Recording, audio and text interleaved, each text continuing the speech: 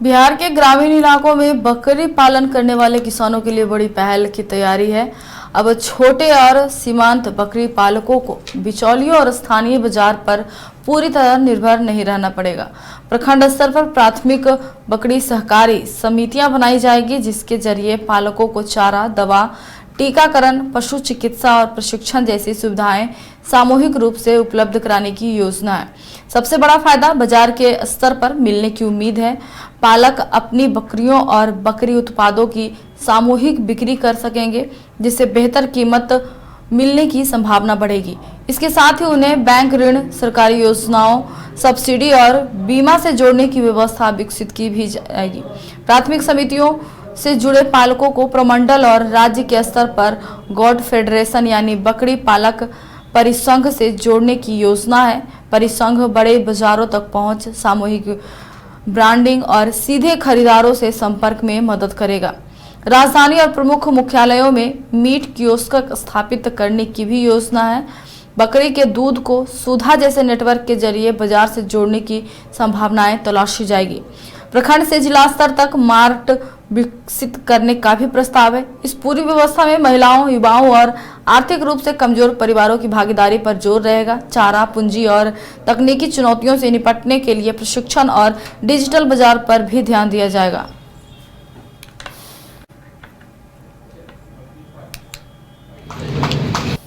हमने आपको कहा कि एक रोज मैं गया था और मेरा एक कार्यक्रम लगा हुआ था बांका में, और बांका में जिन लोगों के साथ मुझे बैठकें करनी थी वे विशुद्ध रूप से गरीब गुरबा समाज की महिलाएं थीं। वह कार्यक्रम चानन में था, मैं शामिल हुआ तो हमने अपनी आंखों से देखा कि वहां बहुत सारी संभावनाएं हैं, और काम तब होता है जब इच्छा शक्ति मजबूत हो। मैं जहां से आता हूं, आप चल के देखिए, हमारे जिले की माताएं बहनें जब शाम होने लगता है या सुबह 8 बजता है, 8 बजे के पहले बकरियों को चारागाह के लिए नहीं ले जाया जा सकता, क्योंकि पशुओं में सबसे सुकुमार पशु बकरी है।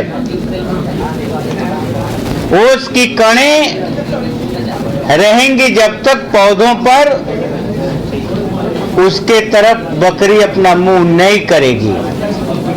जैसे उसकी बूंदें समाप्त होती हैं, बकरियां चरने लगती हैं। फिर 3 बजे के बाद तो हम देख रहे हैं, आज हम लोगों ने जो एमयू किया है, एमयू निश्चित तौर पर हम लोग कुछ करना चाहते हैं। हम लोग करना क्या चाहते हैं? छोटा छोटा प्रयास बड़े बड़े विकास के द्योतक होते हैं। छोटा प्रयास करिएगा, और आपने छोटा प्रयास किया और बहुत बड़ा काम हो गया, तो हम लोग भी प्रयास करने लगे हैं। निश्चित तौर पर वही लोग सफल होते हैं जो प्रयास करते हैं, और हमें पूरा विश्वास है अपने विभाग के सारे ऊर्जावान पदाधिकारियों के प्रति। मैं पूरा विश्वस्त हूं।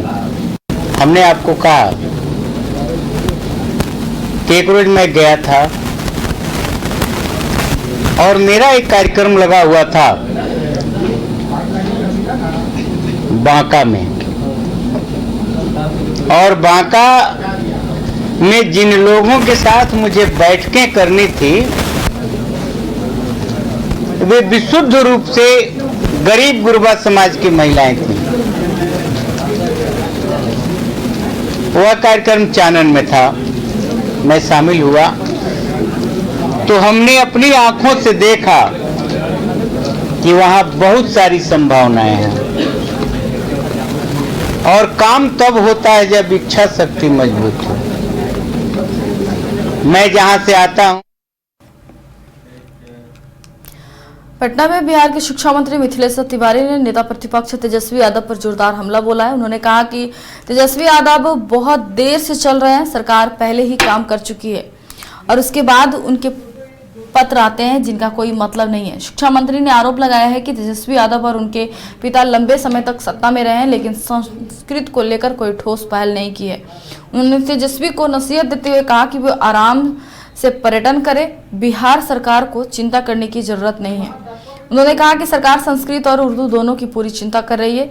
TRE 4 परीक्षा को लेकर मंत्री ने कहा कि इसे जल्द आयोजित कराने के लिए BSc से आग्रह किया गया है और छात्रों की सभी मांगे भी मानी गई है। उन्होंने छात्रों से सड़क पर नहीं उतरने की अपील की और आरोप लगाया कि कुछ नेता अपनी राजनीति चमकाने के लिए छात्रों को भड़का रहे हैं। झारखंड में छात्रों पर हुई कार्रवाई को लेकर उन्होंने सरकार पर निशाना साधा और CBI जांच की मांग पर सवाल भी उठाए। वहीं सरप्लस शिक्षकों के तबादले पर भी जरूरत के अनुसार स्थानांतरण किया जा रहा है और किसी शिक्षक को चिंता करने की जरूरत नहीं है। प्रशांत किशोर पर भी उन्होंने निशाना साधा है। अब आपको प्रवचन देने की कोई भी नैतिक अधिकार नहीं। नेता प्रतिपक्ष बहुत देर से चल रहे हैं। जो काम हम विभाग में कर देते हैं उसी के लिए पत्र लिखते रहते हैं। तो चलिए उनको भी बधाई कि कम से कम उनको कुछ शिक्षा विभाग का दिख तो रहा है। जिस चीज के लिए उन्होंने पत्र लिखा है वो सब पहले ही हमने किया हुआ, इसीलिए उनके पत्र का कोई मतलब ही नहीं। संस्कृत और उर्दू शिक्षकों की बहाली और पढ़ाई की मांग, उनके पिताजी और वो भी 3.5 साल तक उप मुख्यमंत्री रहे। एक बता दीजिए कभी संस्कृत के लिए उन्होंने बात की हो या उनके पिताजी ने बात किया हो। जिसने संस्कृत की कभी चिंता नहीं की सत्ता में रहते हुए अब वो उपदेश दे रहे हैं हमको। उनको मैं आपके माध्यम से कहना चाहूंगा, तेजस्वी जी आप आराम से पर्यटन करिए, विदेश घूमिए, बिहार बहुत ही सुरक्षित हाथों में है। माननीय सम्राट चौधरी जी जितना संस्कृत की चिंता होनी चाहिए उतना कर रहे हैं और जितना उर्दू की चिंता होनी चाहिए उतना कर रहे हैं।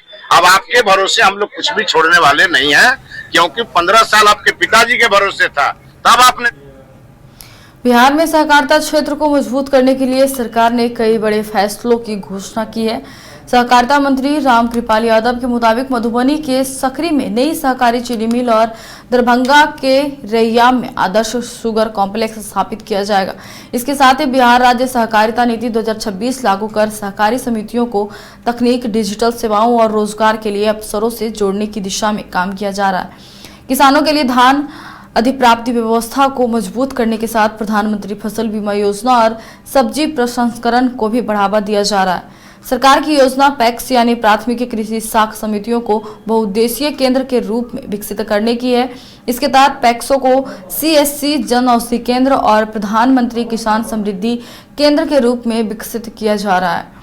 सहकारिता विभाग के अनुसार राज्य के 481 प्रखंडों में बकरी पालक सहकारी समितियों का गठन हो चुका है। इससे बकरी पालकों को संगठित बाजार और बेहतर सुविधाओं से जोड़ने में मदद मिलने की उम्मीद है। तो वही राज्य के 67 मखाना सहकारी समितियां भी पंजीकृत की जा चुकी है। सरकार का दावा है कि इन पहलों से किसानों, पशुपालकों और ग्रामीण युवाओं को रोजगार और आय के लिए अवसर मिलेंगे।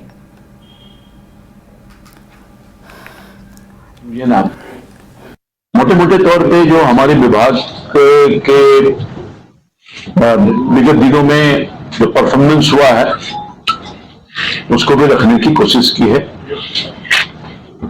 चाहे वो भारत सरकार के माध्यम से सहकारिता नीति 2026 जिसको हमने अडॉप्ट किया है, हमारे माननीय मुख्यमंत्री जी के अनुमति से अडॉप्ट हुआ, कैबिनेट ने इस पर अपना मोहर लगा दिया है। तो बहुत सारे काम जो हम लोगों ने किया है, जिससे कि खासतौर पर जो हमारा सहकारिता विभाग का जो मंशा है या सोच है, हम ग्रामीण अर्थव्यवस्था को मजबूत करना चाहते हैं। ग्रामीण क्षेत्र में जो हमारे युवक हैं, किसान हैं, उसको रोजगार देना चाहते हैं और उसी नीतियों के तहत बिंदुवार चर्चा हमारे सचिव जी ने आपके समक्ष रखा है। मैं समझता हूं कि विगत दिनों में भारत सरकार का भी बहुत सहयोग मिल रहा है। माननीय सहकारिता मंत्री अमित शाह जी और माननीय प्रधानमंत्री समय समय पर मार्गदर्शन मिलते रहता है हम सब लोगों को, हमारे विभाग को, हमको, और हम सब लोग उनके सुझाव के अनुसार काम कर रहे हैं। और जो विकसित भारत का सपना देश के सच्चे प्रधानमंत्री जी ने देखा है, हम अपने यशस्वी मुख्यमंत्री माननीय पूर्व के मुख्यमंत्री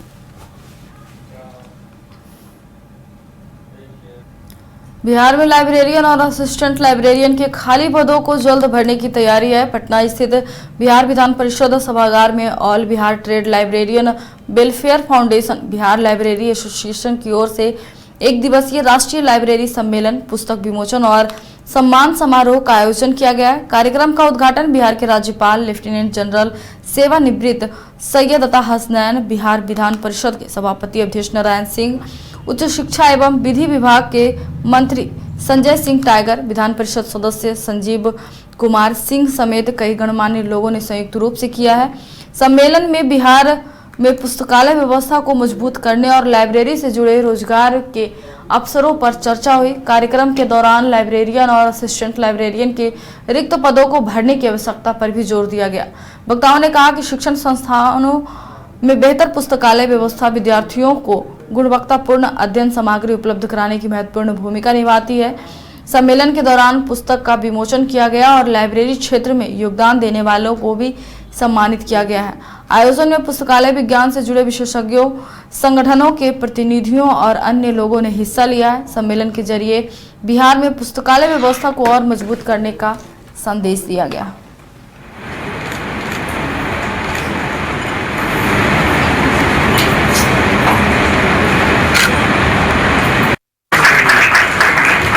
पुस्तकालय से नाता ना जोड़ा होगा।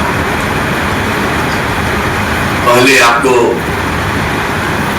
कुछ शोध करना हो, कुछ तथ्य इकट्ठा करना हो, कुछ ऐतिहासिक दस्तावेज की जानकारी लेनी हो, तो पुस्तकालयों के अलावा कोई विकल्प नहीं था।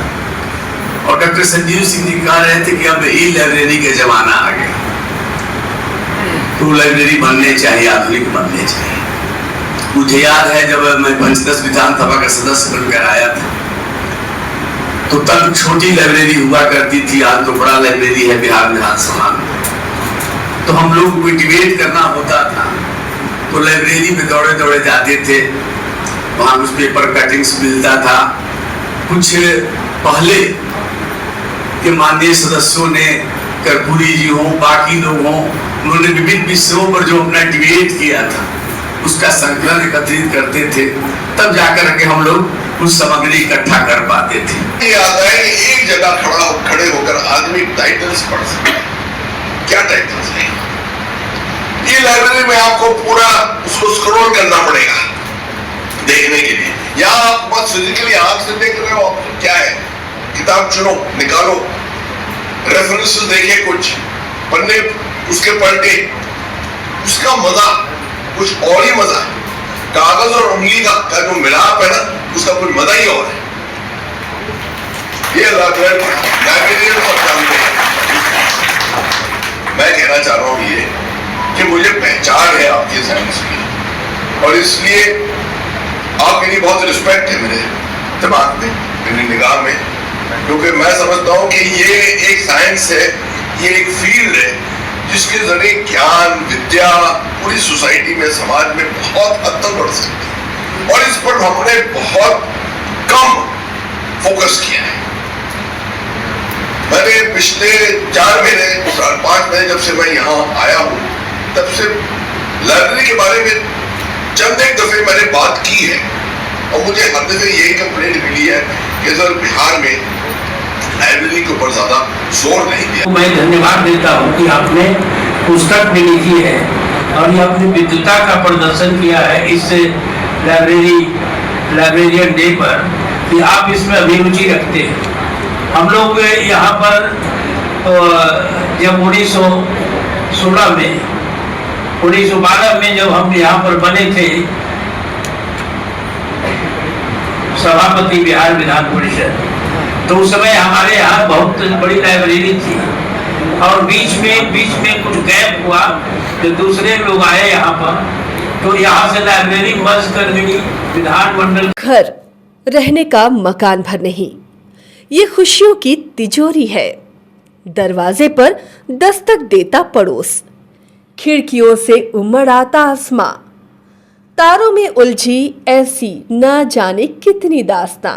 कहती हैं चले डायमंड सिटी, एक सफर हम सफर के साथ अपने घर तक। Diamond city, life long bonding, 500 से ज्यादा खुशहाल डायमंड परिवार। जल्दी करें, सिर्फ 200 फ्लैट बाकी। आज ही बुक करें अपना आशियाना।